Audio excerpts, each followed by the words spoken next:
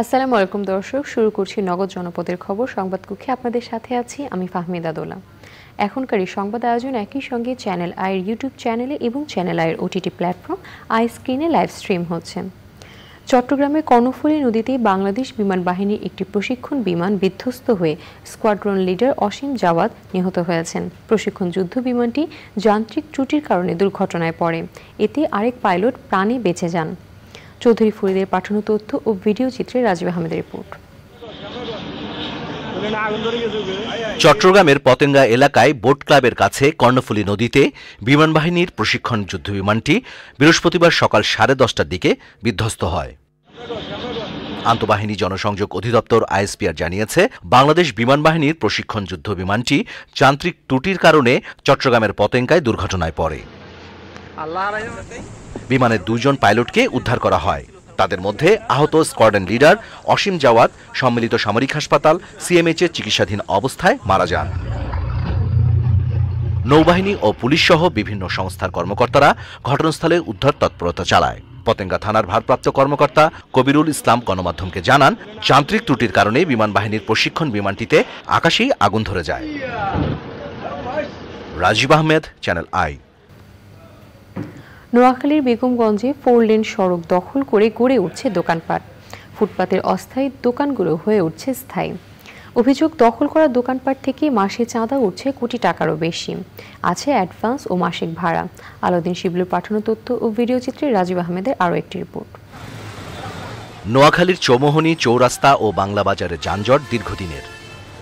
প্রধান কারণ ফুটপাত ও সড়কে অস্থায়ী দোকান, সেই সাথে বাস ট্রাকের অবৈধ পার্কিং।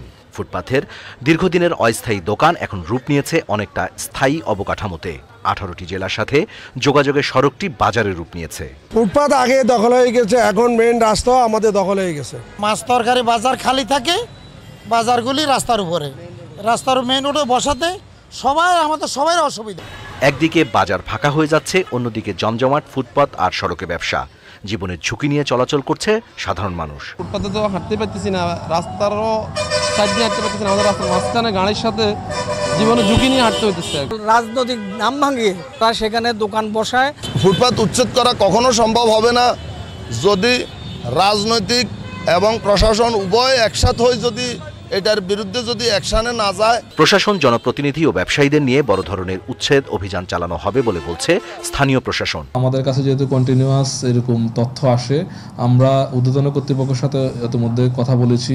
আমরা যদি পুলিশ সুপার মহোদয় বা ঊর্ধ্বতন কর্তৃপক্ষ থেকে পর্যাপ্ত পরিমাণ ফোর্স এবং সাপোর্ট পাই, তাহলে আমরা রাজনৈতিক নেতৃবৃন্দ, বিভিন্ন আইন শৃঙ্খলা রক্ষাকারী বাহিনী সহ উপজেলা প্রশাসন বড় ধরনের এই প্রত্যেকটা অন্যায়ের বিরুদ্ধে আমরা অভিযান পরিচালনা করব। নোয়াখালীর চৌমোহনী, চৌরাস্তা ও বাংলা বাজারে ব্যবসায়ী আছেন হাজার খানেক। প্রতিদিন অন্তত 4টি গ্রুপ চাঁদা তোলে এসব ব্যবসায়ীদের কাছ থেকে। Rajib Ahmed, Channel I. রংপুরে নানা কর্মসূচির মধ্য দিয়ে পরমাণু বিজ্ঞানী ও প্রধানমন্ত্রী শেখ হাসিনার স্বামী ডক্টর এম এ ওয়াজেদ মিয়ার 15তম মৃত্যুবার্ষিকী পালন হয়েছে। কর্মসূচির মধ্যে ছিল এম এ ওয়াজেদ মিয়ার সমাধিতে শ্রদ্ধা নিবেদন, আলোচনা সভা, দোয়া, মিলাদ মাহফিল ও খাবার বিতরণ।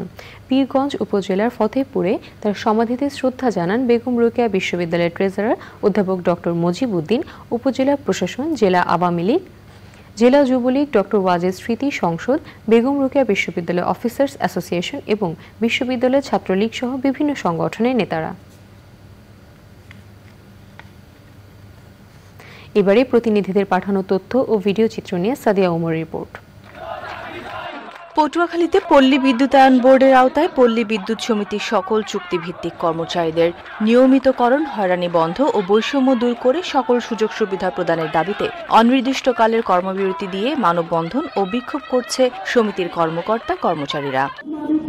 দাবি আদায় না হওয়া পর্যন্ত আন্দোলন চালানোর হুঁশিয়ারি দিয়ে কর্মসূচি পালন করেছে সাভারের পল্লী বিদ্যুৎ সমিতি 1-এর কর্মকর্তা ও কর্মচারীরা। খাগড়াছড়ির মাটিরাঙ্গায় সেনা জোনের উদ্যোগে জনসাধারণের মাঝে মানবিক সহায়তা বিতরণ এবং বিভিন্ন উন্নয়নমূলক কাজের উদ্বোধন হয়েছে। উদ্বোধন করেন মাটিরাঙ্গা জোন অধিনায়ক লেফটেন্যান্ট কর্নেল মোহাম্মদ কামরুল হাসান। ভোলায় জলবায়ু পরিবর্তন মোকাবেলায় উপকূলীয় দরিদ্র জনগোষ্ঠীর জীবনমান উন্নয়ন ও জলবায়ু সহিষ্ণু বসতভিটা নির্মাণ, উপকূলীয় অঞ্চলে বসবাসকারীদের উন্নত ও টেকসই বিকল্প জীবিকার উপায় বিষয়ক অবহিতকরণ সভা হয়েছে।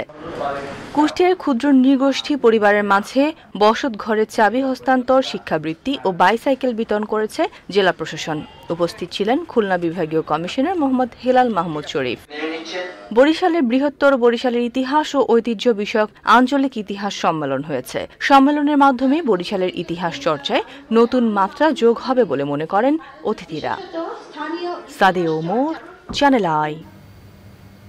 দর্শক, এই ছিল নগদ জনপদের খবর। এতক্ষণ আমাদের সাথে থাকার জন্য ধন্যবাদ সবাইকে।